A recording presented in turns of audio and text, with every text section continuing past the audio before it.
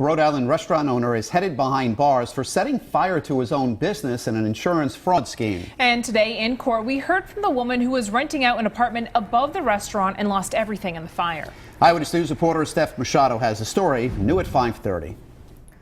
Daniel Sad was sentenced to the mandatory minimum 15 years in prison for setting fire to his own business in order to get the insurance money.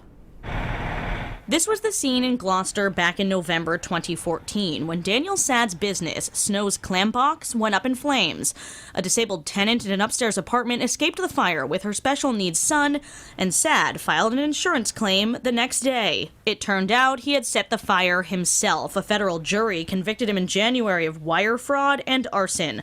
Prosecutors said at trial that Sad was millions of dollars in debt and set the fire by spreading gasoline around the bar, his wife later providing an alibi, then testifying at trial that she had lied for him. Today he was sentenced in federal court where our cameras are not allowed. That woman, the tenant who escaped, Tracy Smith, making a victim impact statement. She tells Eyewitness News she has multiple sclerosis and had a seizure after the fire, the stress exacerbating her condition. She's now in a wheelchair and lives in a nursing home. She said, quote, "We may not have died in that fire, but our lives were lost that day." Daniel Sad addressed the court but did not apologize. He maintains his innocence, but the judge said there is no doubt of his guilt and sentenced him to the mandatory minimum of 15 years in prison.